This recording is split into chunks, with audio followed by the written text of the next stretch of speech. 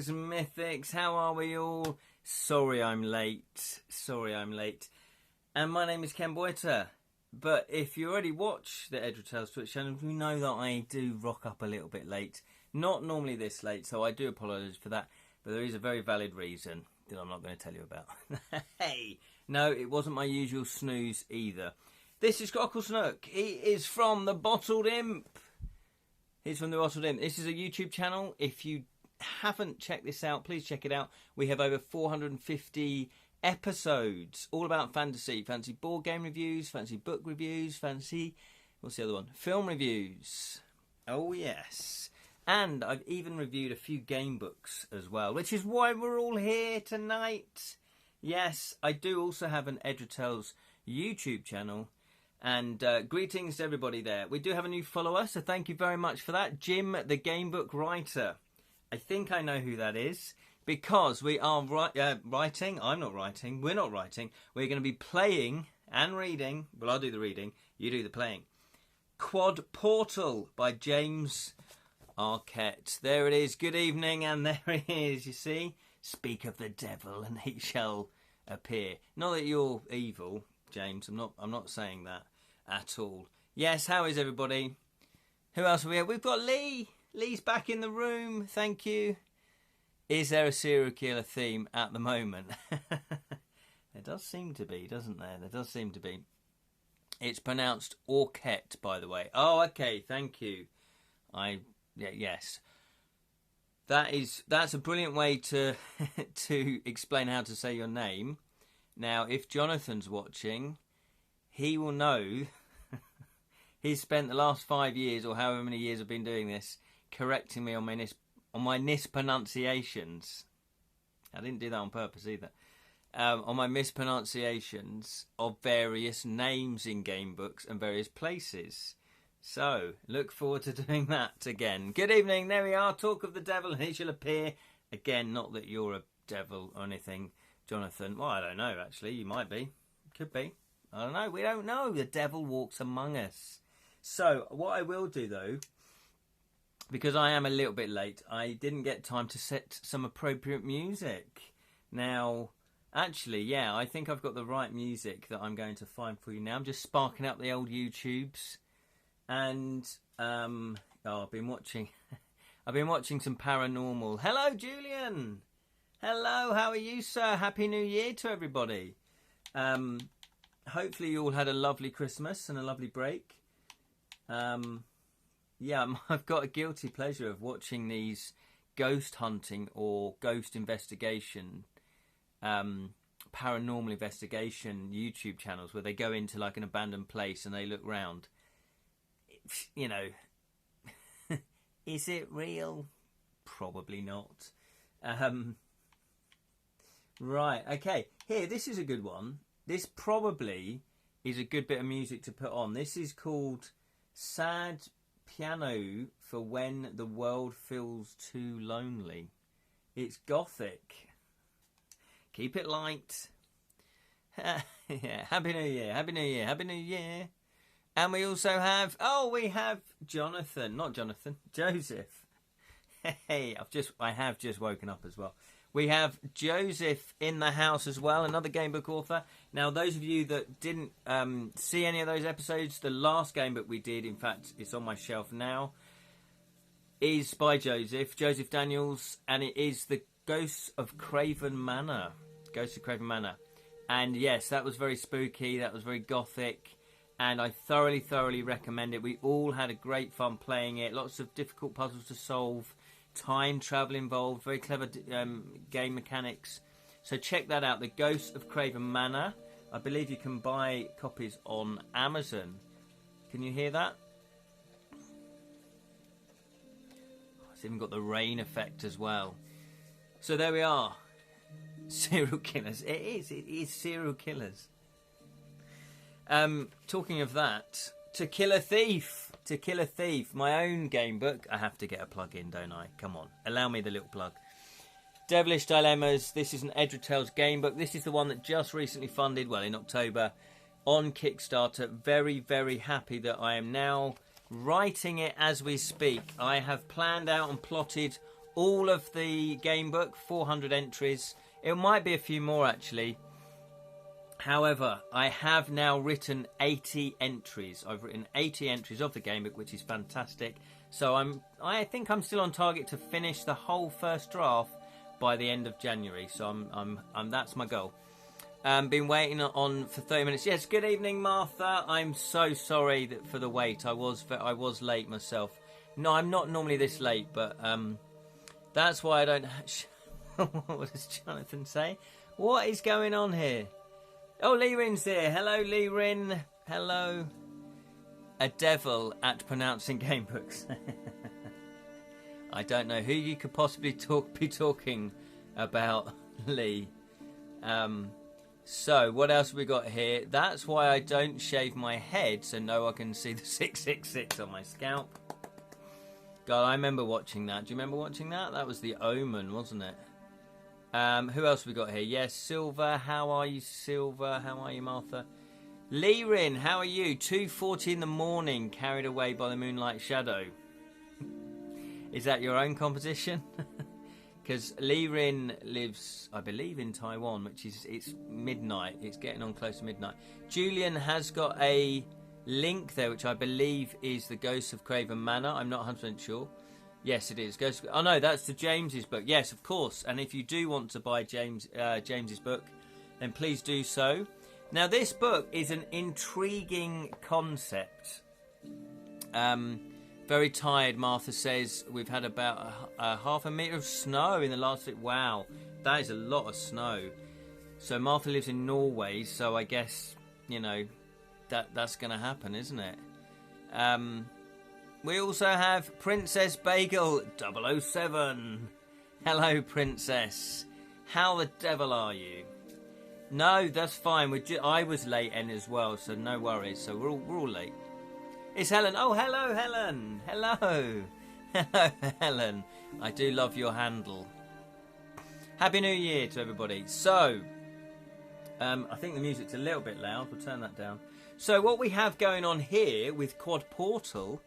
Now, for those of you that don't know, but a lot of you do know, because if you're into your game books, you probably know this. Jonathan Green, who is Ace Game Books when it comes on his tags, says he has, over the last 10 years, I'm not sure how many years, but he has run 5 Fighting Fantasy Fests, so a celebration of the Fighting Fantasy series of books written by Ian Livingstone and Steve Jackson and a few others, Jonathan included.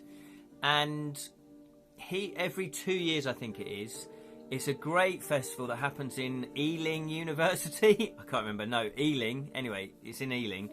And people have stalls. They sell their own game books because there is obviously a blooming, you blooming idiot, you blooming industry now with the game books. There's more and more authors are writing them because, of course, if you grew up with Fighting Fantasy, you're probably my age or a little bit older or slightly younger. And you might, you know, if you're a writer, you might think, oh, actually, I really love those books. I'm going to write my own. And James has done that himself. Uni of West London, that's it. I never remember what it is. James. Oh, so Helen has put here, James Aukett is the nicest guy in the world and works so hard with Fighting Fantasy Festival team. Absolutely. Absolutely. I couldn't agree. Yeah, Julian's put 100%. Couldn't agree with you more. Now, I've met James, I think, twice, maybe 3 times. I can't remember how many festivals I've been to. I think it's 3 now. And yeah, totally agree. Really nice guy. And I was very happy to see that he had his own little stall with his first game book. Now, this is a really interesting concept. This is 4 adventures. So this is 4 stories of 100 entries each. And we're going to be playing the first one, which is Hunt Down a Serial Killer in Reaperman. The other 3, if you are interested, is Bring an End to a Merciless Mine Master in Ultraviolator Underworld. These names are great. Put a Stop to a Dark Priest's Plans in Spiritual Sacrilege.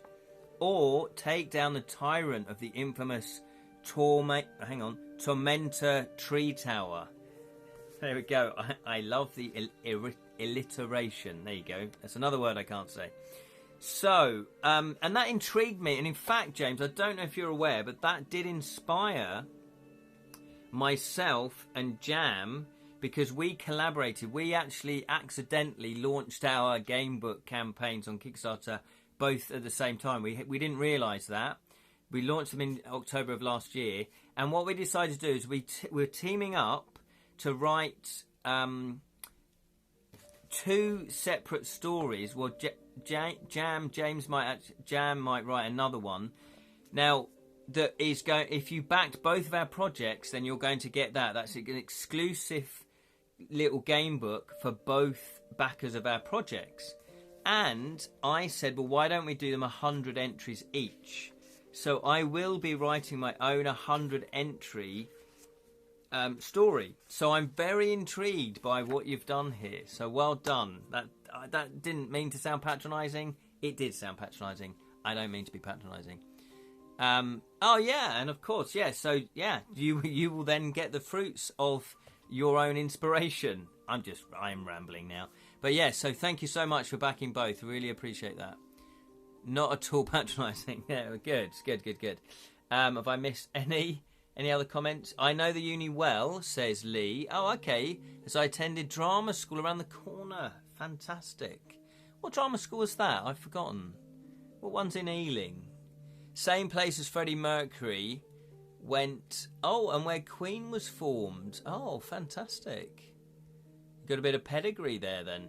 Well, of course, Lee went there, so there's pedigree there. So, as you can see, this is the cover of the book.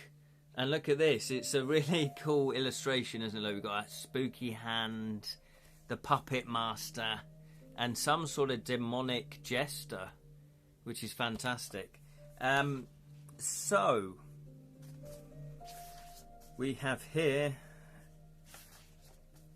it says here, yeah. So of course I have read the opening couple of pages just to see if I needed to do anything special for the rules, and it does seem to be.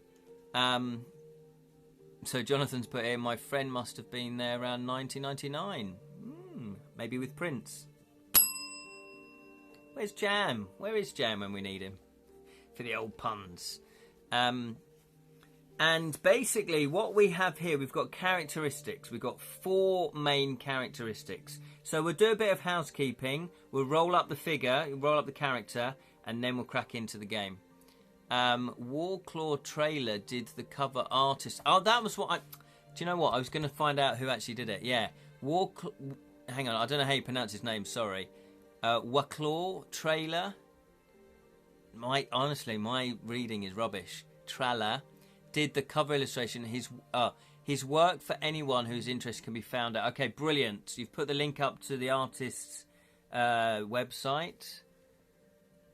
Polish, German. I was going to say, yeah. Is it Polish? Beautiful cover illustration. And also, we do have a few illustrations in the game book. So at the beginning of each story, there's a nice, that's such a rubbish word, isn't it? There's a beautiful illustration, a pencil illustration. They look like they're pencil. Very delicately done, which is fantastic. Plus, we also have little filler illustrations, which are really cool because they look like they're watercolour. They're really beautiful, but they're very simply done, which is just lovely. It's got full of character. So there we go. So let's crack into it then. It says here we have... Let me read the characteristics. We've got 4 characteristics, okay? They're the main characteristics. And you use all this same characteristics for the 4 stories. But obviously we're only going to be playing 1. We've got brutality, which is great. We've got physicality, mentality. We've got vitality, and we've got, vitality. That's 4. You see, I can't even count, let alone pronounce words. What more do you want from me? I have to count as well. Leerin has put it, 100 entry, bite-sized adventures brings back fond memories of the tutorial dungeon crawls. Ah, okay, included in old rule books like D&D Red Book Edition, Maelstrom and Even West End Games Star Wars RPG. See, that's interesting because I'm writing, some of you already know, I'm writing a murder mystery board game, and the game plays about 2 to 3 hours. And I was thinking, how do you demo that at UK Games or whatever? So I thought, no one's going to sit down for 3 hours at UK Games playing a murder mystery game. However, the game that I had, me and Kedrick got published and launched at UK Games, it's a 20-minute game, 25-minute game. So we weren't short of people wanting to play it. It's 20 minutes, come sit down, have a quick game. So I thought, I know what I'll do. I'll write a little tutorial, a little, teaser mystery that will be about 45 minutes to play, because obviously you want to get into a murder mystery. You don't want it too simple, but you don't want it to go on for too long if you're at something like UK Games. So that's exactly what I'm going to do. So James, but the pencil illustrations were all done by Matt Dewhurst and Claw. I'm so sorry if I mispronounced the name. Again, did all the fillers. Yeah, fantastic. So check out Matt Dewhurst if you are interested in some of the main images, and I have got one that I'll show you, but I'll show you when we get into the story. We want decent dice rolling from you again. Now, you all know there's no guarantees of that, Lee. I cannot guarantee. Yeah? It's the small print. Maybe I need to put small print on there. I meant to say, Julian, I meant to let you see some photos of Crooked Crown out in the wild being played. Oh, by friends of friends. Oh, thank you so much. Went down very well with adults and children alike, I believe. Oh, that's very kind of you. Yeah, we seem to have hit the sweet spot where it is a genuinely good family game. So, gamers will play it, but they'll do it as a filler game. It'll be like, while we're waiting for other people to join the gaming group, we'll just have a quick game of the Crooked Crown, because it is a very simple game to understand, but it's a lot of fun. But also, obviously, if you're a family and you've got kids of, I think we put 8+ on the box, but we had kids that were like 6 playing at a UK game. So if you're a game family, your young kids will probably be able to play it. An average, non-gaming family, if you like, 8+. And we found that, we're getting that feedback where they're going, yeah, we really enjoy it. It's quick to learn and fun to play. Sounded like an advert there, didn't I? So thank you, Julian. That's very kind of you. In fact, I went to my board gaming group. I go to one in St Albans. And first time this year, start back up again. And I walked in, I was about 10 minutes late. Of course I was. And they were playing the Crooked Crown. I was like, this is embarrassing, but kind of nice, but kind of embarrassing. It's like, please like it, please like it. So, and luckily they did. It was a 6-player game as well, so that was a lot of fun. So anyway, let's get back to Quadportal, Reaperman.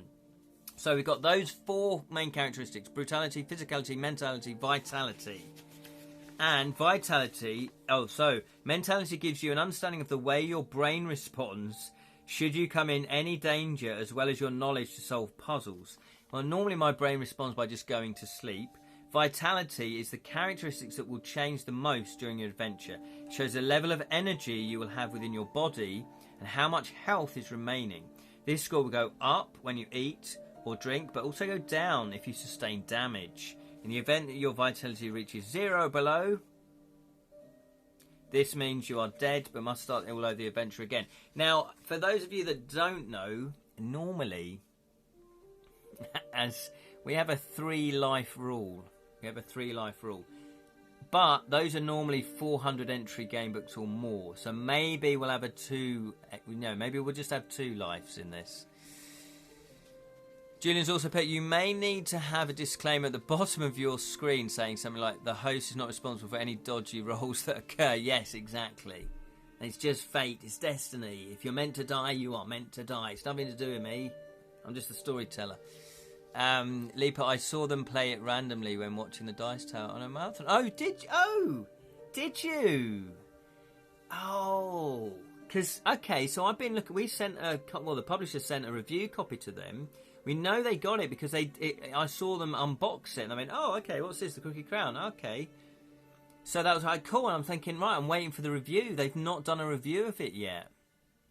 And I thought, and I was getting a bit, this was like, when did they probably unboxed it in August? And I was like, I'm getting a bit down about it. But that's really cool. Okay, so it's good. I know that they've played it then. Well, hopefully they'll get around to reviewing it this year. We also, if you haven't seen Rolling with the Beard, his YouTube channel, he's very good at reviewing stuff, like a lot of these reviewers are. And he actually reviewed it a while back, but he did a top 10 games of 2024, and he put it in at number 9, which was fantastic. It was like, oh my god, that's amazing.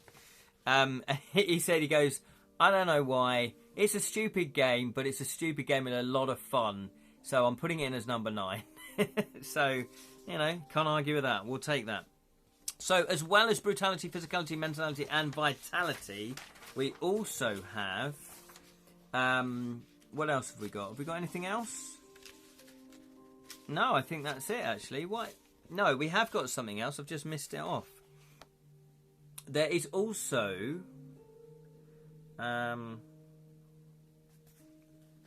Oh no, am I reading something else? Hang about. Oh yes, there we go. So, we're going to roll up the character sheets. But we also have... Oh no, right, sorry. Yeah, physicality and mentality. Oh, okay, I get it now. Right, so, we're going to roll some dice, ladies and gentlemen. We're going to roll some dice. Excellent, thank you, Julian, yeah. Now, which dice would you like to use? We've got the talisman dice.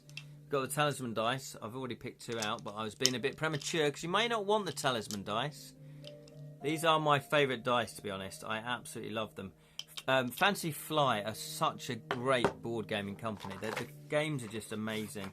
We also have the Elder dice. Fighting Fantasy dice. Oh, I was just about to say. We've got the Fighting Fantasy dice, but we do have the Elder dice. So these are actually a full set. But I think we only need 6-sided dice, which I've got 2 of those. I've got 3 of those in that set. Plus, as Martha quite correctly pointed out, we do have Fighting Fantasy dice as well. So, what ones would you like? That is your first vote. What would you like then? Lee Rin has put Fighting Fantasy, so has Martha. Write down which dice you'd like. Elder, Talisman, or FF, Fighting Fantasy.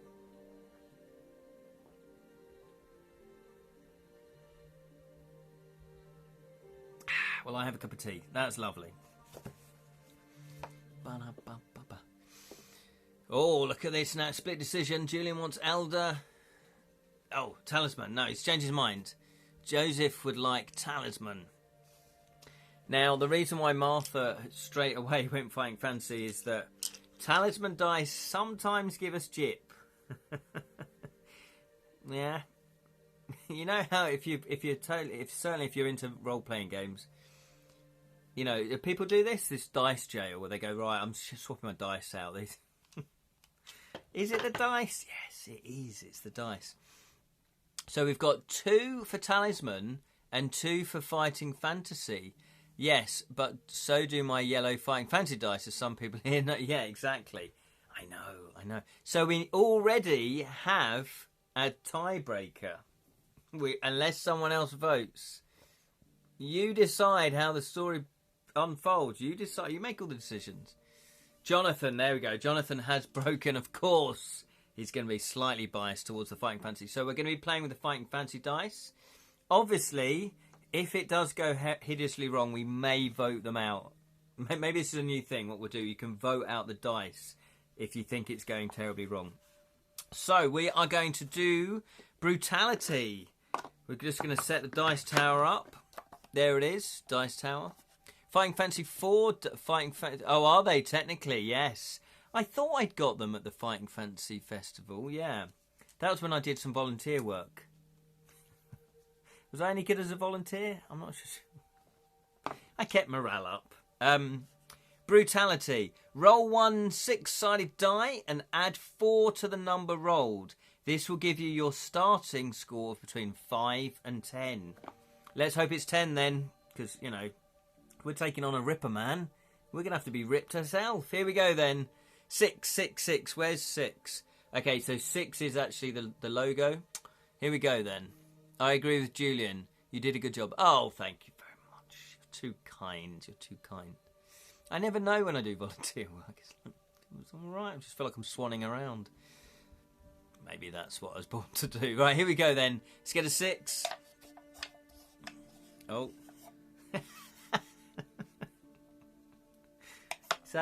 Why isn't that working?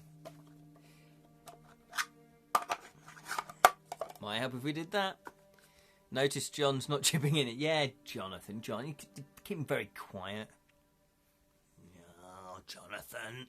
Right, here we go. Ready? Could have been worse. Lee's put, was that one Jam ignored you? Yes! No, that was this year. Yeah. Jam just ignored me. And he actually texted me going, I'm watching your live stream, because I do a live stream from there. He goes, I'm watching your live stream while I'm in the queue. I looked over and he was in the queue and I waved. And I was like, right, you need to come and say hello. And he never did, the cheeky monkey. Not next time I'll get you, Gadget. Right, so we've got +4. So we've got 6. We've got 6. Now, that's not bad. I mean, it could have been better, obviously, but it could have been worse. So that's how I'm looking at it.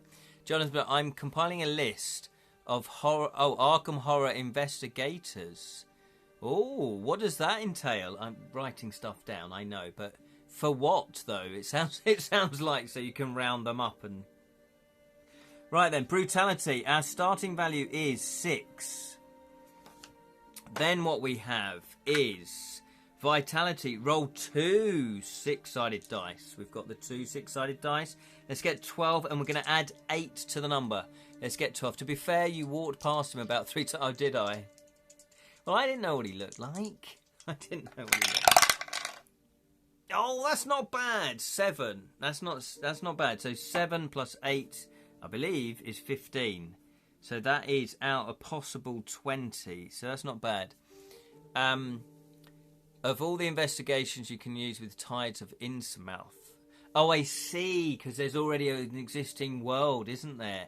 To choose investigators to appear in another Arkham Horror book game book. Yes. So if you don't know, Jonathan has been commissioned to write Arkham Horror game books.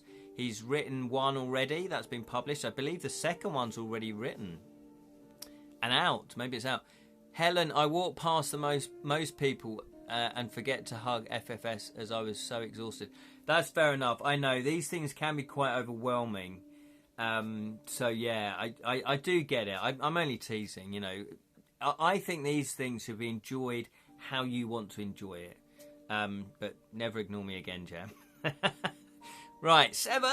Right, here we go. We've got Lirin saying, is Herbert West the necromancer among these? Oh, okay, so that's I don't really know about Arkham Horror.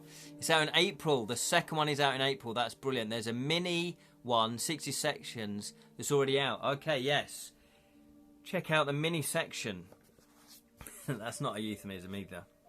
Right, here we go then. So we have 6 for brutality, and we're quite healthy. We've got 15 vitality. Physicality and mentality is worked out differently from the other 2 characteristics. You have 15 points. So this is where you guys can decide, which you can allocate between starting scores for these as you wish. As an example, if you decide that you would like a starting score of physicality to be 8, this means your mentality starting score will be 7.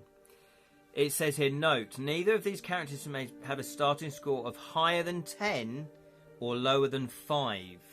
So it should be your physicality as a starting score. So should it be your physicality starting 10, then your other score, the mentality, will be 5. Does that make sense? So how would you like to distribute those points? If you write them down now in the comments, how you'd like them distributed, use P and M. So put P equals and then whatever you want it to equal, but it has to be, what was it? I've already forgotten. You've got 15. It can't be lower than 5, it can't be higher than 10. And then put M equals and whatever the score it is. And then we'll see if we get a rough consensus. By the way, welcome to all of those. Hello, big shout out to all those that are watching but aren't commenting. Unfortunately, I can't see who you are, which is maybe what you want. If you just want to lurk, that's fine. But thank you. I do appreciate that you are watching. I really appreciate that. Where can you get AHIG 1.5? Is it in the magazine you mentioned? Okay, so that's to do with Arkham Horror. Here we go. Oh yeah, so just yeah. Oh, Martha's back is painful. We want to give Martha a virtual hug. We don't want to hug too hard because she's got a painful back. So take it easy, Martha. Have you put heat on it? Maybe put a hot water bottle on it. Obviously, I'm no medical expert, so please, get advice from your doctor. Okay, so while you're deciding how you want to split the scores, it says, this is just a point. If you are interested in buying the book, they're all standalone. So each of the 4 books, each of the 4 stories in here are standalone. So you don't carry your character across. So you will roll for each adventure. Now, in the back of the book, there are the adventure sheets at the back of the book for each different one, which is a nice touch. And what I did, though, just for the sake of this, because it's, I'm reading out, I'm trying to do lots of different things, I've actually just created my own adventure sheet here, just because it's easier. And also what I do find, normally I would scan that in and then blow it up.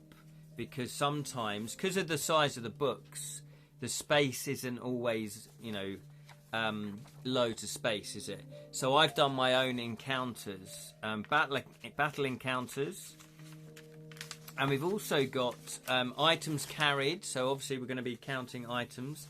Now we do have food parcels, which I absolutely adore.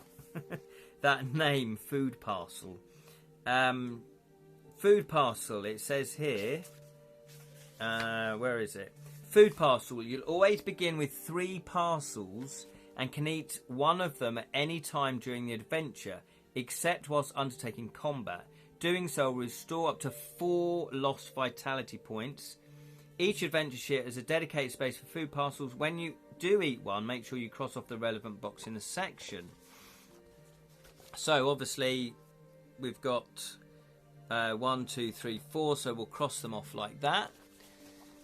Is the total 15? Yes, the total 15 is correct. Okay, so what was rolled? Oh no, so Julian, with the vitality and mentality, you choose. You've got 15 points and you split them. Now, the total is 15, but neither one of them can be above 10 or neither one of them can be below 5. So, there we go. So, Lee would like P8, so physicality 8 and mentality 7. Yeah, that's exactly how it works. Yeah, well, yeah, James. Do you prefer Jim or James? I'm not really sure, because you've got Jim, the gamebook writer. Should I call you Jim? You happy with that? Sorry. Oh, no, sorry, that was me. You were right. Not vitality. It is physicality. It's P and M. I think you were right. Sorry. The same. So should we do P, physicality 8 and mentality 7? Sir. I have to call Jim Sir, apparently. That was my bad, Lee. 2 was rolled, giving brutality 6, yeah. And 7 was rolled, giving a vitality of 15. So now we're working out the physicality and the mentality. Maybe I should have just done this myself. Here we go. No, come on. Yes, okay, so it looks like most people want... Oh, no, so Lee-Rin wants it flipped round. Okay, so at the moment we've got 2 votes for P8 and M7. And we've got 1 vote for M8 and P7. So, is there any more deciding? I'll give you a couple more seconds.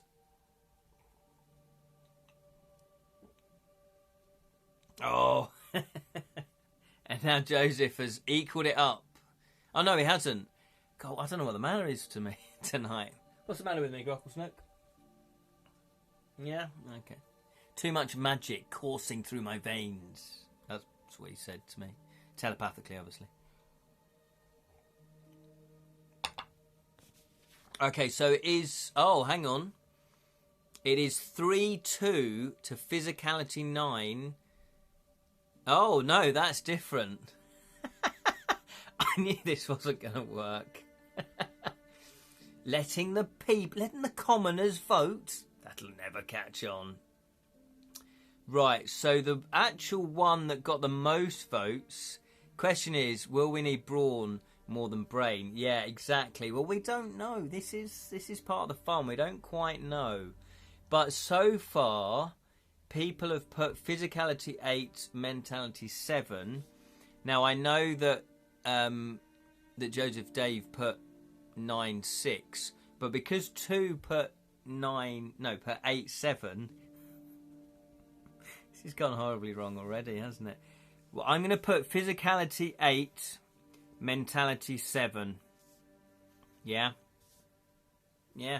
And the good thing about this is, I can't hear you shout and boo and hiss, can I? Can't hear that, so I'm just going to carry on. When brain fails, you always fall back on your brawn. That is very true. That is very true. Right, so that's that little bit of housekeeping. We also have starting equipment, which is... I love a good adventure when you get a little bit of starting equipment. Yep. We are more Watson than Holmes today. Yeah, I think you're right. I think that's a good way of looking at it, Lewin. Okay, so items count. We're going to start off with the swords. This trusty weapon of yours is held inside the scabbard, attached to your belt, for easy access when you need to do battle. We also have a backpack, which is very vital. Backpack. To hold any objects that you may pick up whilst undergoing your adventure. Food parcels. I absolutely adore the food parcels. Now, we've already talked about food parcels. They can restore up to 4 vitality. And we can take them at any point unless we're in combat, and then we can't take them. Okay, so we also have combat. Now, the combat, I believe, is exactly the same as Fighting Fantasy. Can we give a hello, shout out to M, who was Zargor cosplayer of Fighting Fantasy 5. Oh, they're one of the lurkers watching. Absolutely, M. Hello, Zargor. Oh, I remember that. That was amazing costume. Yes, that was amazing. Absolutely. Do not let it get... What? What's Martha put? Do not let it get blown up like last time. Oh, that's true. That is true. Ingrim Dickinson, says Lee, you're both Holmes and Watson. Oh, that's clever.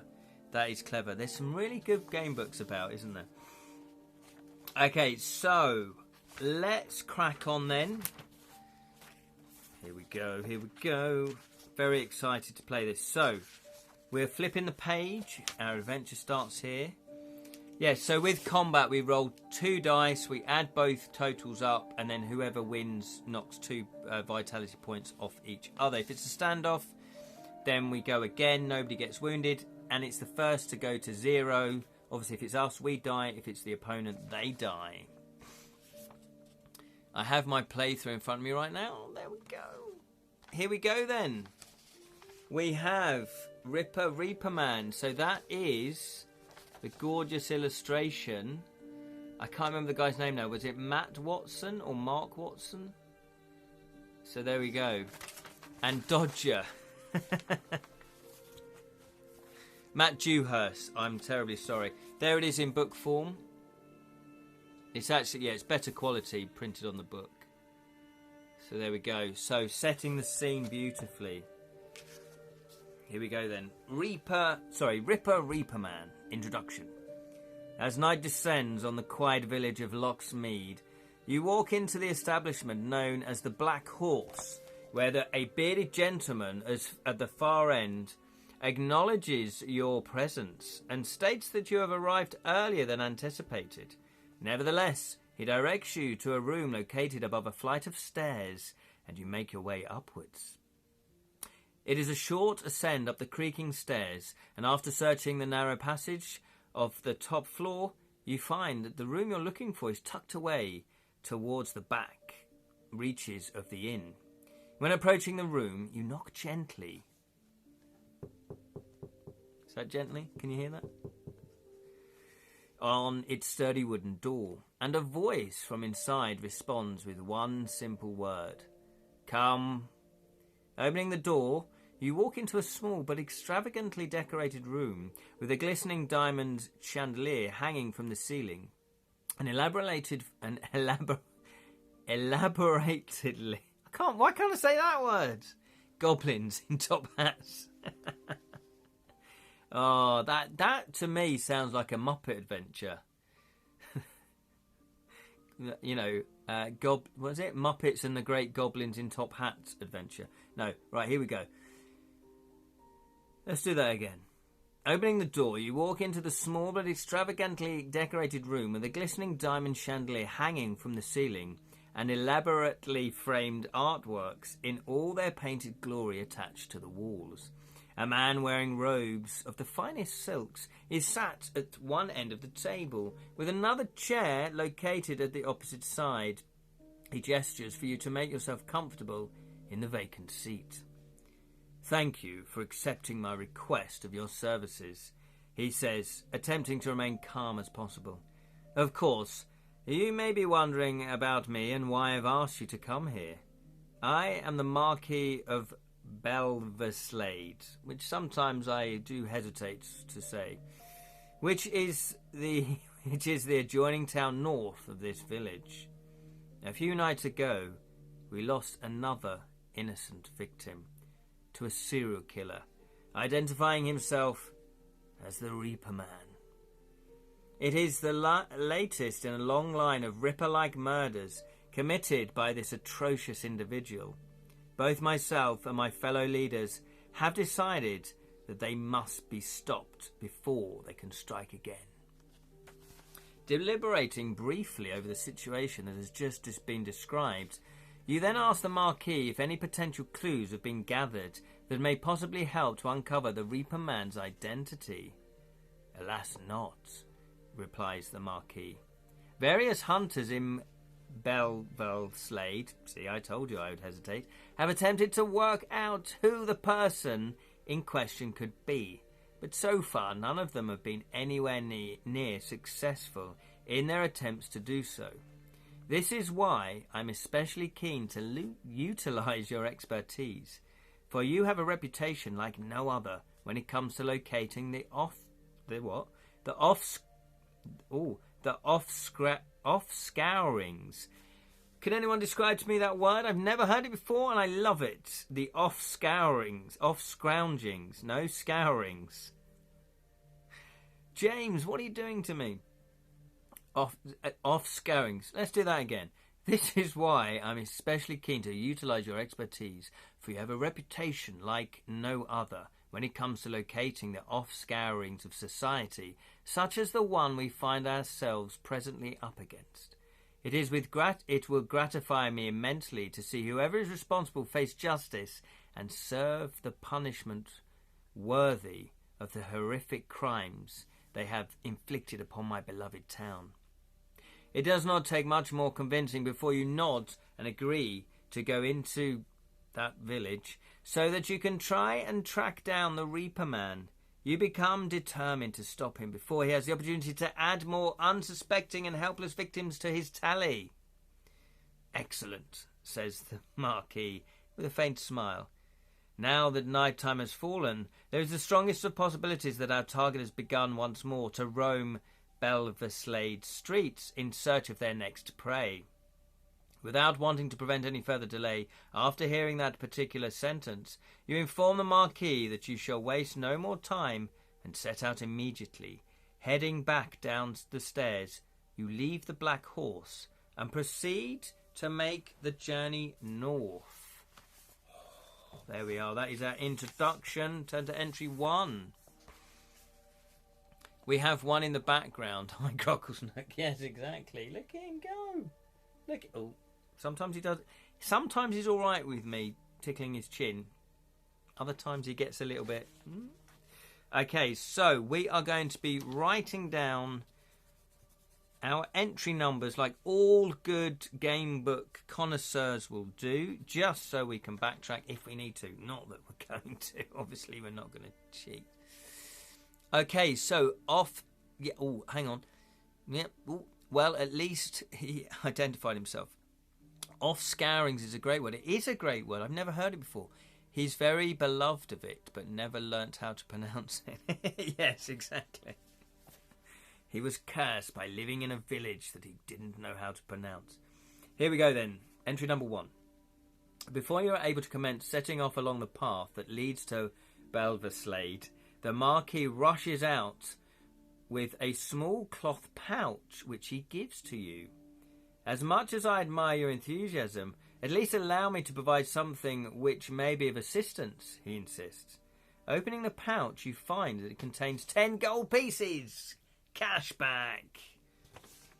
The bearded gentleman who greeted you in the Black Horse also makes his way outside, and once he approaches you, provides 3 portions of sandwiches to eat during your adventure. Make a note of the gold pieces. Okay, so fantastic. Gold pieces. We have 10. Okay, the sandwiches count as your food parcels. Nice. Thank you for them. You thank him for the meaty tubes. He's very beloved. Oh yes, we've done that comment already. You thank them both as they wish you the very best of luck. I feel like this is a poison challenge. Now is the time to proceed with the walk towards Belveslade. Are you doing this on purpose, James? Just putting in that word as many times as you can. The journey from Locksmead, which I can pronounce slightly better, is entirely uneventful as you tread the direct but firm earthen path, finally reaching your intended destination in as little as an hour. Upon arriving at the outskirts, you examine a map pinned to a notice board and learn that going straight ahead via Torrent Street leads to the heart of the town square. Despite the ominous warnings of the Reaperman being at large, you carry on walking. Oh, that's true. We could be a victim. You carry on walking and get there without any potential threat of an unwelcome encounter. Arriving at the town square, you are surprised at the number of places here which are open for trade. Belveslade most definitely has quite an active nightlife, even with a ripper or serial killer lurking nearby. Looking around, you are able to identify a few buildings that could either lead to some vital information relating to the Reaperman himself or provide you with useful tools for later during his particular adventure. Oh, this particular adventure. Where would you like to investigate first? We have one of your first choices to make. Lee's put a pity, as I guess he's an innkeeper, but I liked the implication that some dodgy wizard smuggled you some potions as you went. Yeah, I know, I misread that. It would be quite cool. Like, hey, look, do you want to buy some potions? Okay, here we have then. Would you like to investigate the fighting arena? Would you like to investigate the gambling halls? Or would you like to investigate the tavern? I have a few Swifties. So type arena, halls or tavern. Which one would you like to investigate first? What has piqued your interest? So both Helen and Martha have put tavern.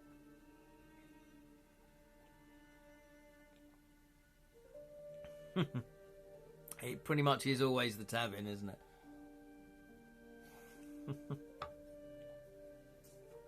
I know it is a bit cliche, you know, when you play some Dungeons and Dragons and it always starts off in a tavern. And when I wrote my game book, To Kill a Thief, I didn't even think about that. I just had it. We opened up, you know, you're in a tavern, and I'm like, why have I done that? It's good for a reason. Cliches are there because they're good. Tavern is like, safest. It probably is safest. Yeah, that's a good point, Lee. Hi, everyone. Sally, welcome. Yeah, we are off to the pub. Absolutely, Sally. You've arrived just at time. It's your round as well, Sally, by the way. Ken's round. Oh, okay. Apparently it's my round. All right, I'm buying. Gambling hall sounds like the dice need rolling. That's true. And also, we do have 10 gold pieces. However, a gambling hall, we might just lose all of them very, very quickly. We might need to buy some equipment. I'm not sure. So we are, quite wisely, going to a tavern. We're going to go to a tavern. Okay.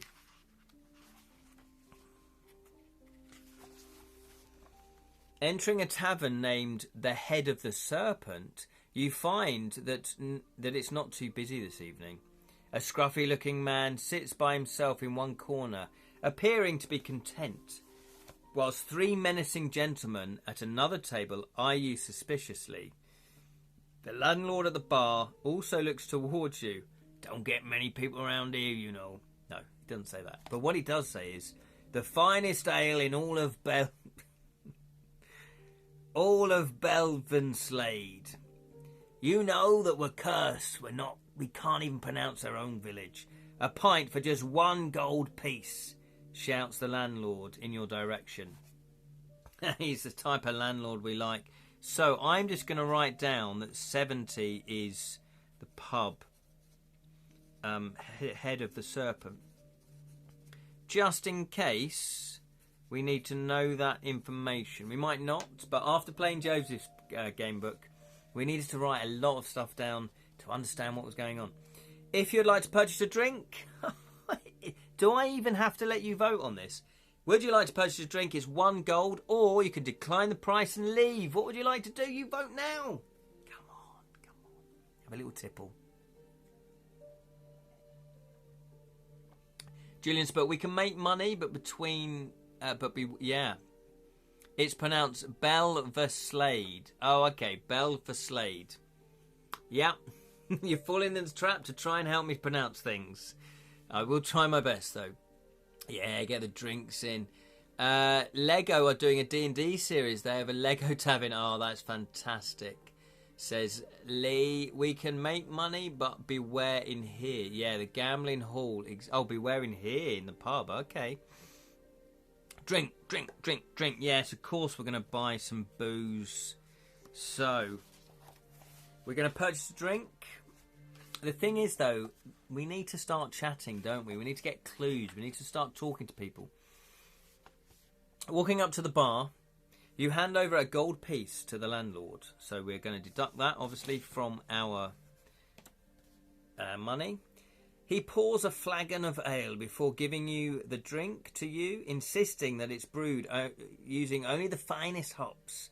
It's brewed only using the finest hops. He's changed his accent. He's fair weather. Taking the flagon, you turn around and see the 3 goons eyeing you again. This doesn't sound good. Listen here.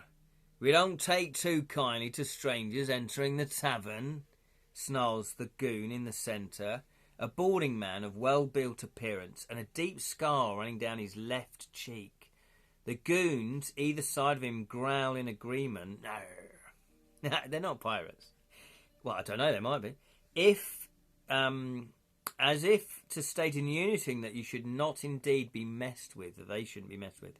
So, what would you like to do? Would you like to chat with the goons, type chat? Or, if you'd rather approach the lone man in the corner instead, type lone man or just man. It's up to you. What would you like to do? Type goons or chat. Or type lone man. What would you like to? Who would you like to chat to? Yeah, the lone man may be the safest. That's, yes, Julian would like to do a West Country Londoner. Joseph, also the lone man. Lee as well. Always chat up the lone guy at the back in case it's Strider. I know, that's exactly what went through my mind as well. The one that's just kind of watching, observing, not really getting in your face. Okay, we're going to go and chat to the lone man. He might lend us some money. Jam, where are you? Jam. Right, 21. See what I did there? Yeah, I'm not going to explain that, Jake. You're all old enough to understand it. Yeah, it's a local pub for local people. He's probably a git with no friends. Well, let's find out, Lee. Making your way over to the raggedly unkept man, you ask if you can join him, and he nods. Yeah, that's all right. He's got a different accent. You two oddballs deserve each other. Oh, no. Yeah. Hang on, what was that? West Country, hang on. They don't really go yeah, do they, West Country? Yeah, E by gum. That's right. You two oddballs deserve each other, mocks the central goon with a heavy laugh, still looking rather shiftily in your direction. What is their problem? Ignore him. I'm going to ignore him. That guy and his pals are nothing but trouble. He's the Londoner. Sounds like my part. Yeah, Lee, exactly. So Lee and I know each other because we were in a play together. And honestly, Lee is a fantastic actor, and he's very brilliant. Very good with accents, aren't you, Lee? He was a Cockney in my version. Oh, was he? Yeah. Of course he has to be a Cockney. You could have a Cockney in your game book, ain't you? Right, so hang on. Ignore him. That guy and his pals are nothing but trouble, mutters the unkept man as you sit next to where he is. Stranger. Oh no, hang on. Oh no, yeah, it's him talking. Stranger, I hope you don't mind if I ask the following. What brings you to Belveslade? If you reply that you're hunting the... Okay, so what would you like to do? Do you want to tell him that you are hunting the Reaperman? Type Reaperman or Man Reaper. If you say that you just happen to be passing by, then type that. Just put passing by. What would you like to do? Do you trust him enough to... He might be the Reaperman. He might be the Reaperman. Belveslade, home of cup of soup. Is it? Reaperman, be honest, says Lee. Yeah, that's always my instinct, but he's a loan shark. There we go. That was my gag. That was my gag. So here we go. So Lee, anyone else voting? Vote now. Do you want to be honest? Type Reaperman, or if you want to just say passing by, type passing by. What would you like to do? At the moment, we have one vote. We're going to be honest unless it changes. Sally also was Reaperman. Just passing by. Joseph's a little bit more cautious. Maybe he needs to build up his trust a little bit more. Julian's, he's all out. His ball's on the table. Can't believe I just said that. Was that you, Grockles? That was Grocklesnook. He put words in my mouth. Put words. It's not me.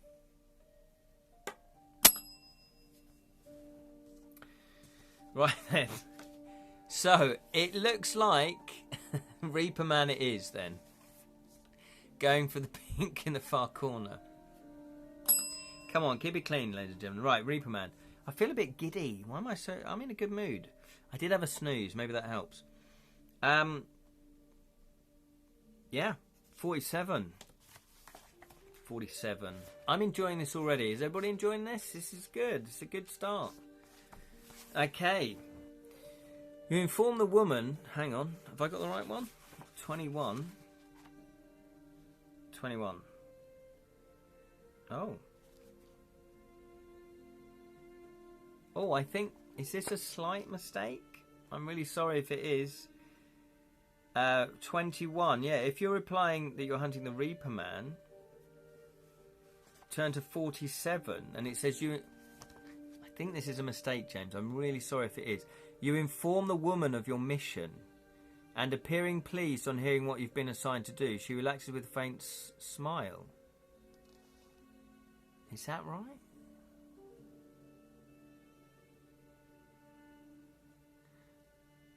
Is this right? I think I've gone wrong here somehow. Let's have a look.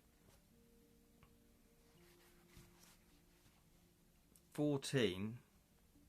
If you'd rather approach the lone man in the corner, 21. Making your way over to the ragged unkempt, he nods at you. Yeah. Hunting the Reaperman, turn to 47. Oh, I've jumped to book 2. Oh, thank God for that. I made the same mistake. Of course. Well spotted, Julian. There's multiple of the same numbers. Yes, Ken has jumped to after. Yes. Oh my God. Oh, my heart just really raced thinking, I really don't want there to be a mistake in there. I mean, so I'm writing a game book. That is my biggest fear, is that I've done a mistake like that. But of course, there's multiple of the same numbers in this book. Right, now that we know that, that's not going to happen again. Yes, there are 4 number 47s, isn't there? I was so worried I ended up mapping the story. Oh, did you? Yeah. Okay.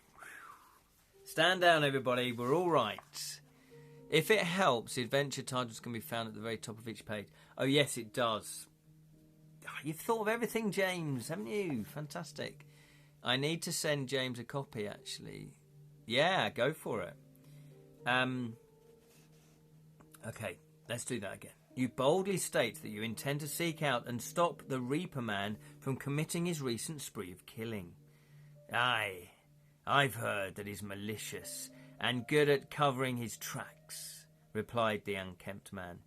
But I tend to stay here in the warm safety, thankful that I have yet to encounter him. If this Ripper is as bloodthirsty as many have claimed him to be, then you'll need some protection along your way. Pulling a bracelet off his wrist.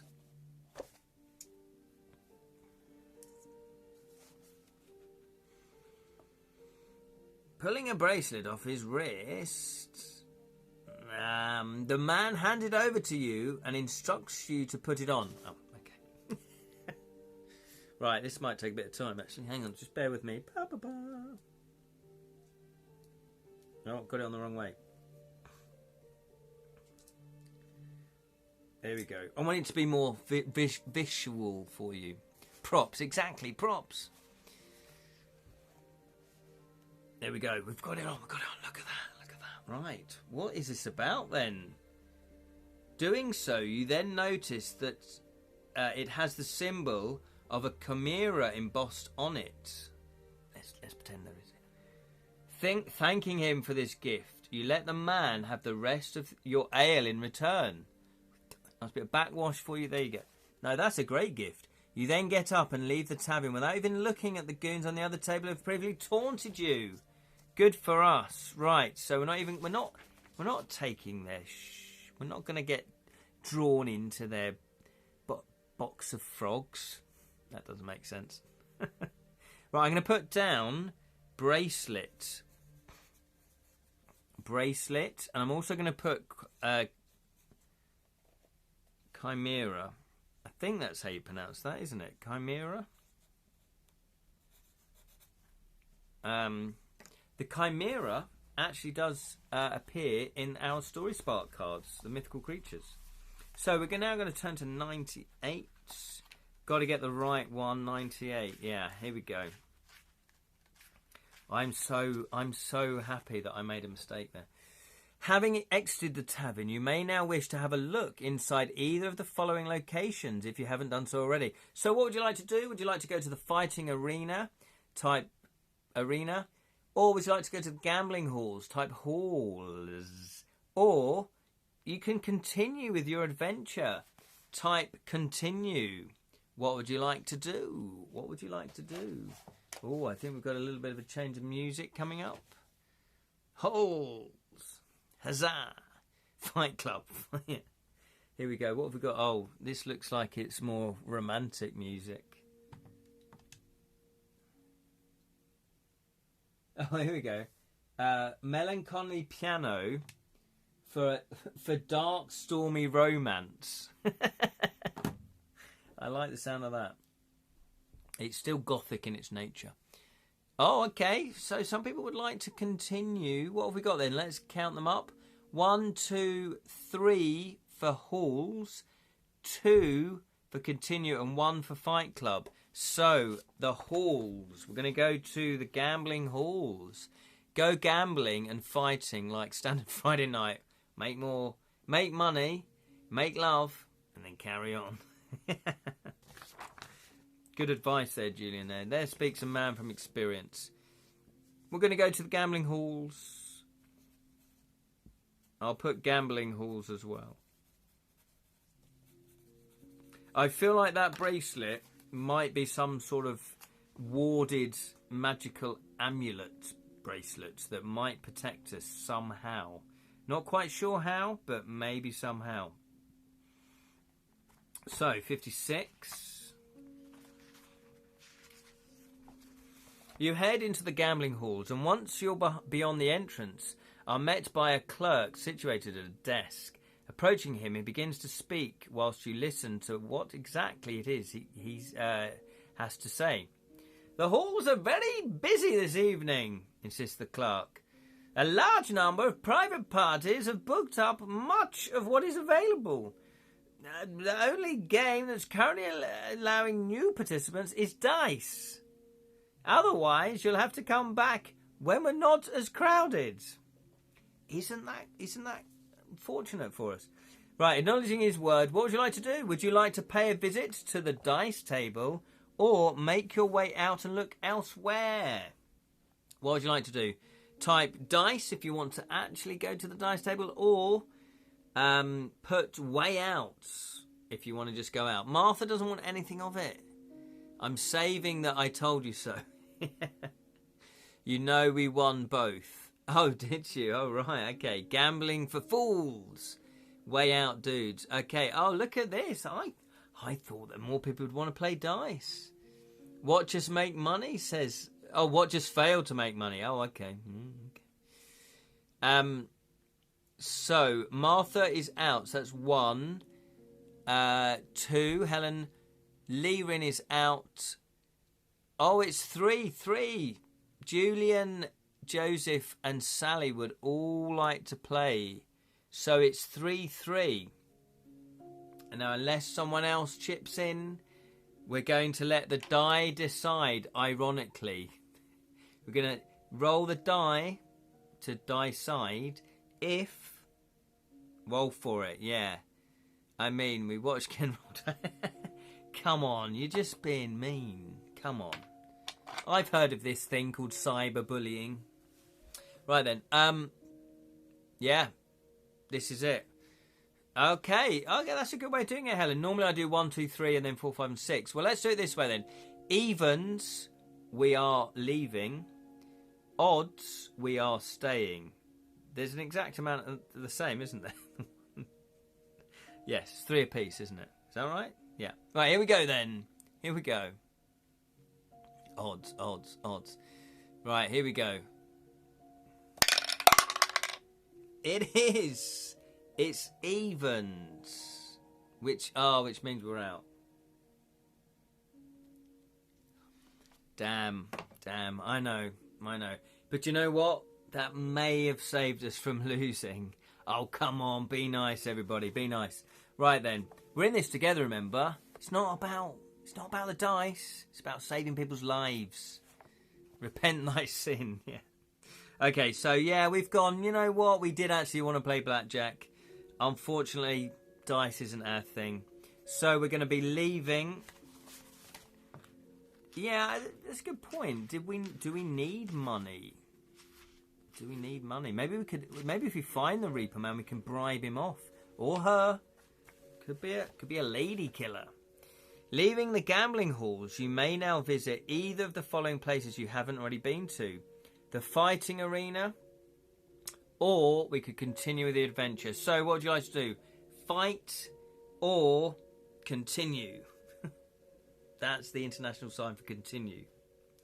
What would you like to do? Type fight if you want to fight, or continue if you want to continue. We're probably coming back when we need cash. Yeah, I'm sure we could come back, hopefully. Well, if we can't afford the majestic obsidian knife of Reaperman Killington, don't blame me. Julian is just saying. Exactly. Right then, so how strong are we? Oh, that's a good point. We are... Well, we're 6. We've got 6 brutality, so we're not overly strong. 6 out of a possible... What was it, 10? Yeah.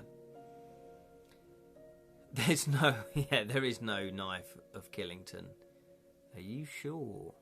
I think there is, Julian. You're trying to just discredit the fabled knife of Killington so you can claim it for yourself. You should be ashamed of yourself. Right, so it does, yeah, fight IQ. So I think that was a leave, wasn't it? That was a continue. There was 3 people that continued. So we're going to continue on. Fight. Oh, Joseph's put fight. So maybe fighting really not for us. So fight. Fight. Oh, hang on. 2 for fight. Yeah, so there's only 2 for fight. Okay, here we go. Yeah. Right, here we go then. 84. You take the only path leading out of the town square, which was via White Wall Alley. Not much long afterwards, you arrive at a junction with 3 different streets leading off from here. Which route would you wish to take?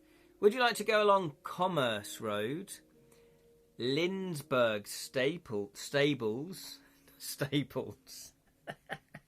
Would you like to pop in and get some stationery? I think we're running low on staples. Or would you like to go via Milton Avenue? So Commerce Road, Lindsberg Stables. No, it is Staples. Is it? Stables. No, it's not Stables. I was right. Staples. Shall I just hold it up for you to read? Vote on those 3 if you can read. Commerce, Lindsberg, or Vimulation.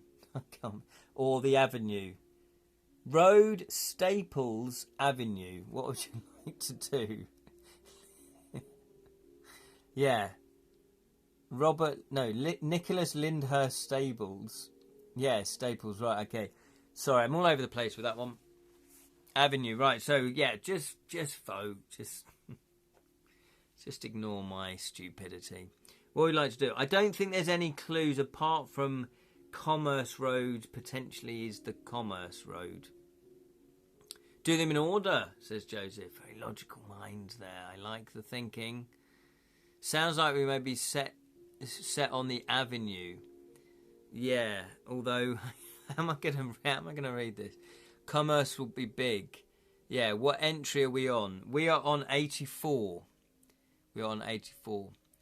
Yeah, so far we've done 170, 14, 21, 47, 98, 56, 91 and 84.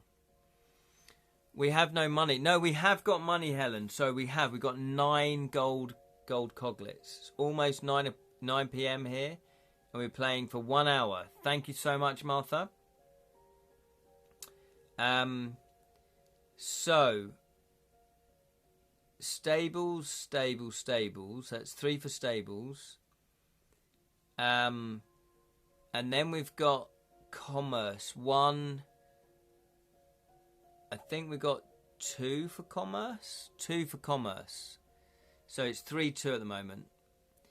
Okay, Julian's gone for the avenue. So we've got 2 for avenue. My little brain can't cope. So at the moment we're still going to the staples. That's the one we're going for. 76. Right. Okay, 76. Lindsberg Staples, not stables, you idiot, feels almost derelict as you walk along, with buildings either having their windows covered by wooden panels or doors secured by long-nailed planks. One particular building looks to be open, however, and its appearance catches your attention. Its facade is painted entirely in black and white, and you guess that it is some sort of concert hall or theatre. Above the entrance is a sign boldly displaying the name La Zebrie de Belleville. La Zebrie de Belleville. And to the side is a board with a somewhat crudely painted words on it. The austerity exhibition now open. It's very austerity. It's all empty. Glimpsing through, the door is open. So, would you like to go inside? Do you want to go inside? Type inside, or do you want to ignore it? Type ignore. What would you like to do? In the Belville zebra. Oh, it's black and white, isn't it? Of course. I'm such a nonny. This is why you are the brains behind this. You decide. This is why I let you decide. Go inside, go inside, go inside. Yeah, why the hell not? Okay, yeah, what is it? What is it? The only way to find out... Well, we think it's some sort of theatre or concert hall. So there we go. So we're going to go inside. We've got to get those clues. We've got to get the clues. 54. Okay. So that was 76. So it goes 91, 84, 76, 54. Are you keeping track, Julian? Should I keep reading out the entry numbers? Ah, the cabaret. Yeah, cabaret style, exactly. Walking into the venue, you emerge into a dingily lit arcade. A man has seen you enter, and proceeds to walk to where you're standing. He is small and odd. Hold the jokes there, guys. Though very smartly dressed with a well-groomed appearance, complemented by an endearing smile. Greetings! I am the curator. You are here for the exhibition, I assume? He inquires. There are a number of fascinating exhibits on at present, with each of them costing 1 gold piece in order to have a leisurely perusal into whatever it is you may entail. Oh, so what would you like to do? Well, it does say here, if you have a gold piece. So it says if not. So it looks like we have to sorry, roughly got it. Yeah. You're always rough. I always thought you were rough, Julian. So it looks like we do have to pay the gold. It says if you have a gold piece. So I don't think we've got a choice. So let's pay the gold piece.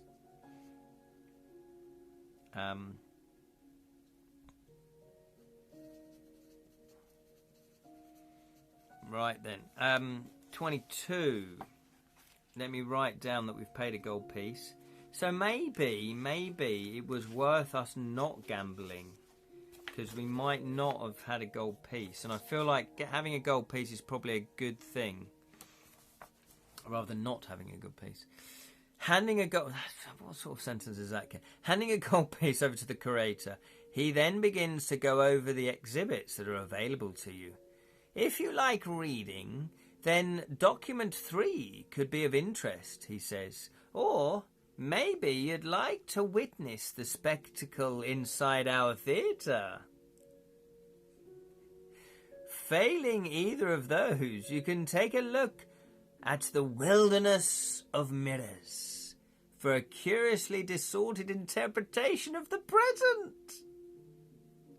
Which of these exhibits appeal to you most? So what would you like to do? Document 3, just type 3. The spectacle, type the spectacle. Or the wilderness of mirrors, type mirrors. What would you like to do? What would you like? You decide. I'm not deciding for you. You decide. 3 is easier to type, I'll give you that. Martha would like to do 3. Document 3, yeah, we do need clues, and we might find something there of interest to tell us the history of the town, maybe, or the history of the theatre, or the history of, I don't know, of some sort of legend like the Reaperman. Is there anyone else voting? If not, we're going to look at the documents. We're going to look at the documents. Anyone voting?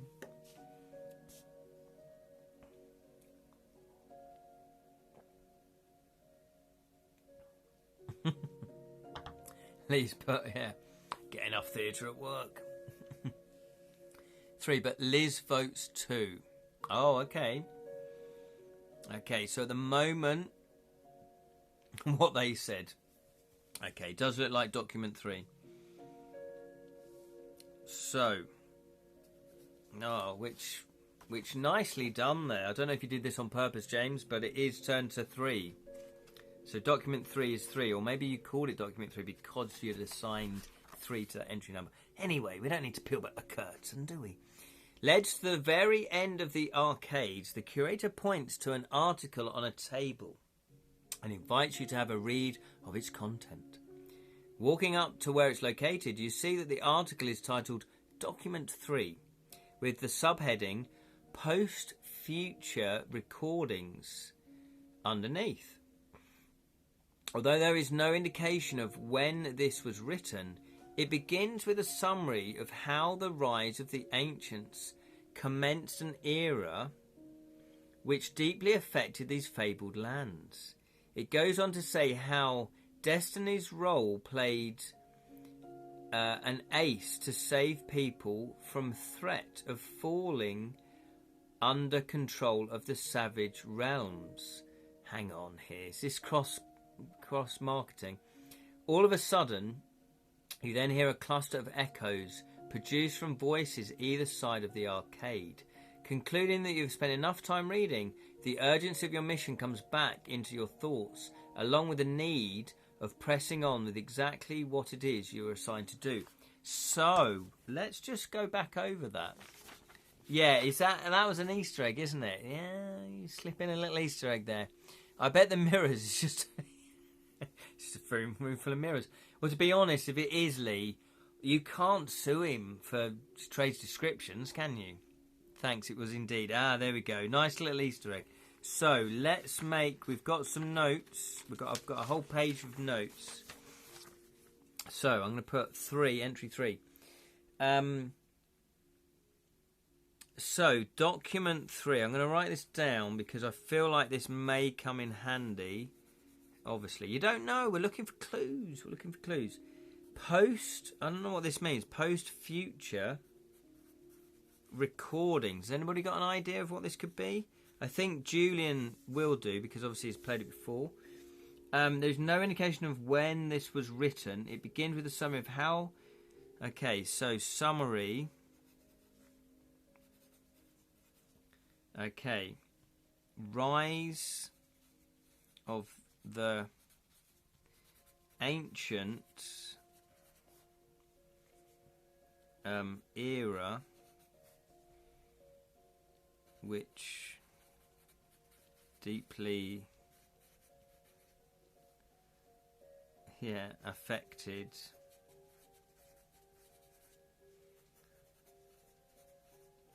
these fabled lands. Okay, it goes in Destiny's role, not Destiny's child, obviously. Sorry for writing this down, but I feel like we do need to make notes. Played an ace. Oh, I see what you've done there. That's a nod to... Yeah, it's a Savage Realms reference, but also Ace Gamebooks reference. Cross promotion, yeah. Rhyme of the Ancient Mariner. Or Marina. Mariner. Yeah, played an ace. Is that Ace Gamebooks reference? To save people. From the threat of falling under control to the savage realms. So is the Reaperman... So, yeah, is it Troy? Or is it Jonathan? Destiny's role, Savage Realm, Fablelands, and Ace Gamer reference. Nice. Yeah, exactly. So, but also the ace, could that be a double meaning? Is that a playing card? You know, is that to do with the gambling halls? I'm going to put ace playing card. Okay. Something to think on. Right, we're going to go turn to 59. 59. So we need to go to the theatre. Yeah, possibly. Yeah, because... Yeah. Thinking it best to retrace your steps, you make your way backwards. You decide not to chance it in a particular tunnel. No, that is... That's the next story along. Done it again like the fool I am. Here we go. You leave the venue by the same way you entered, with the curator standing by the door as you do so. Oh, okay. Okay. Thank you for visiting the exhibition. Do come again, he says warmly, as you find yourself back outside and proceed to carry on down Lindsberg Staples once more.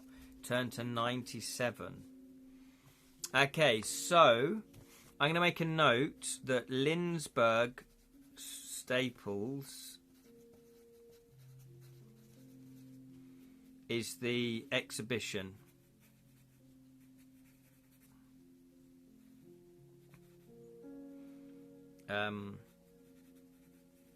It's got the Hall of Mirrors. And what else was... And it's also the theatre, I think, isn't it? So if we get a chance to go back, we could probably go back and check out the other things. But I feel like we've got a little bit of a clue there. Yeah, the spectre of the theatre, says Lirin. Starts feeling like spectral stalkers when you read them non-sequentially. Oh, I see. I don't know that. Is that like a really kind of surreal game book then?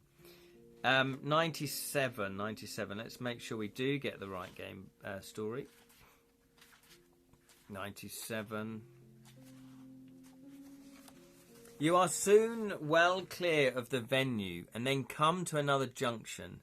Looking towards the west and the east, they both appear to trail off back to the south, some few yards along their respective paths. Therefore, you conclude that the only sensible decision is to carry on northwards. After briefly glancing up for a moment, you find that you are now at Dervish Way. Okay, FF does surreal. Oh, okay. I've not played that one then. I didn't realise that was Fighting... Oh, I see. Oh, you're doing Fighting Fantasy does surreal. Okay, I'm getting confused. Right, so, yes. Oh, it is. Right, cool. How long do you plan on streaming, Ken? So, we've got a few more minutes, Martha. Just a few more minutes. We'll do a few more minutes, yeah? So, 97. We're going back. Right, here we go then. Dervish Way.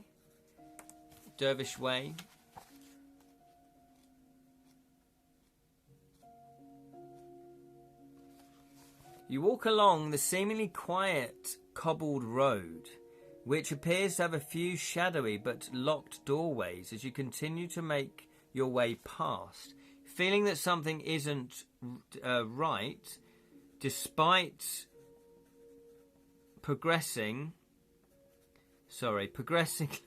I'm trying to write and also read at the same time. Feeling that something isn't right, despite progressing seemingly unhindered, you try to keep your wits about you whilst treading with caution. So, it says that if you're wearing a Chimera bracelet, which we are, turn to 68. Fantastic. I knew... Hopefully this is good and not something that he's cursed us with. It's a homing device, tracking device. As you walk along, you suddenly feel the sensation of your wrist tingling where your bracelet is. Taking a moment to stop and examine what's going on, you turn around and come face to face with a scrawny young man attempting to reach for one of your pockets.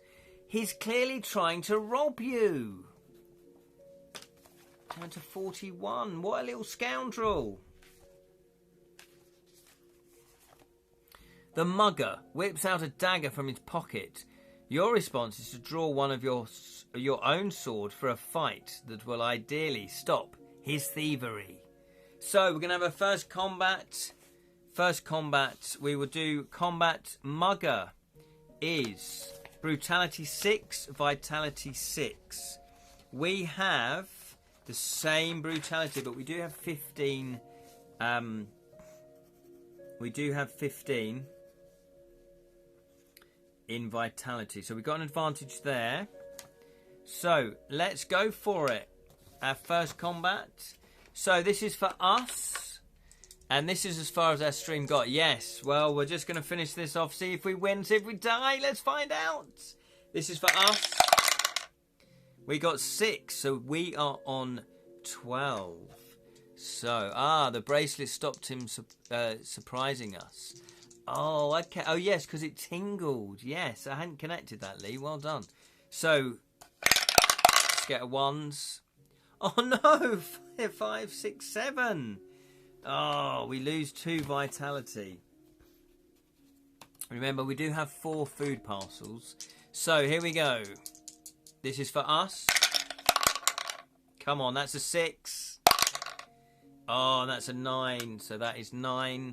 It's not a 9. Yeah, 9 in total. How? Yes. Yeah, we've got the bracelet on at the moment. Our brutality is 6. Yes. So basically we're just going on the die roll. So we rolled a 9. He rolled a what's that? 5. So he's down to 4 vitality. We're down to 13. So this is for us. Oh, wish I hadn't said that. Well, it's 1 each. We've wounded each other. Right. So this is for him. Oh no.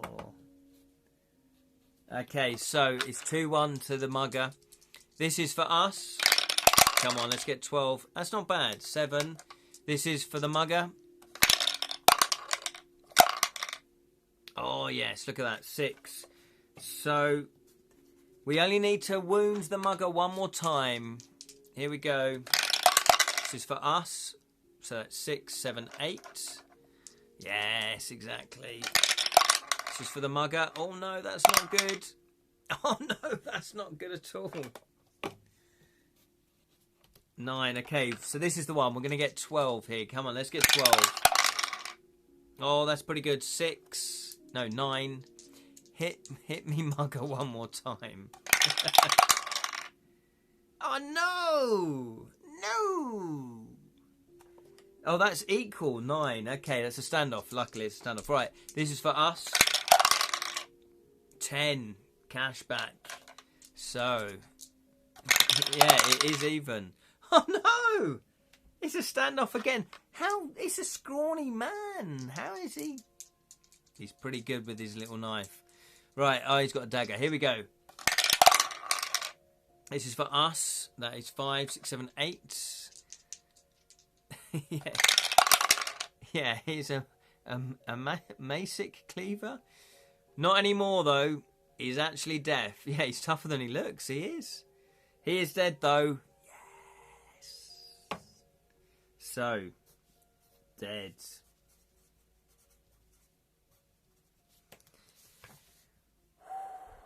I did take it out of us, though. We lost 6 vitality points on that one. Wow. But that is a very good point that Lee said there, that we got a warning. We did get a warning. That he was approaching and trying to mug us. So that is what the bracelet does. It is easy to work out that the mugger was keen to indulge in robbing a wandering passerby. Searching his pockets. Yes, we are looting. They yield just 1 silver piece. We'll take that. We will take that. We're not fussy. We're not snobbish. We lock the thieving arm off in a fountain of blood. Yeah, fair enough. We can regain vitality by eating. Yes, we can. We should be able to. Okay, so 1 silver and an envelope addressed to Walkishra. Can't really pronounce that. 13 Parsonage Close.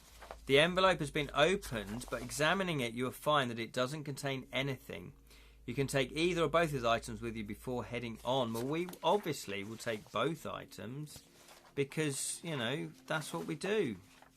That is exactly how we roll.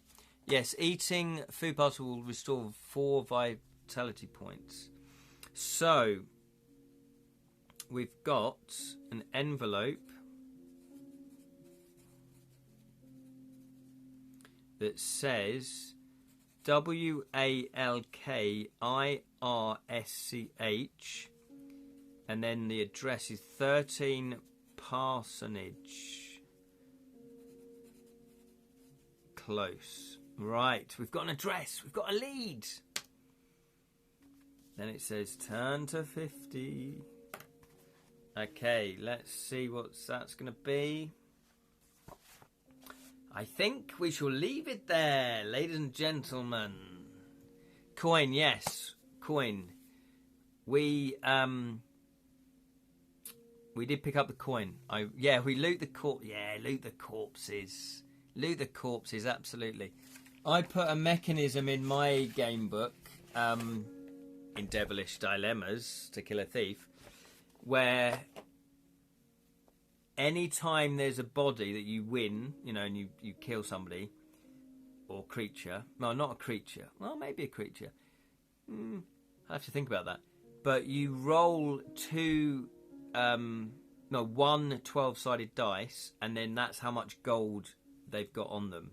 And I thought that was a good mechanism because it doesn't mean I have to write anything in particular, like every time, you find this, you find that. So I wanted you to be able to loot all the bodies, but I didn't want to have to write extra stuff. But sometimes there is extra stuff on the body, so I will write that in the entry. So there we go.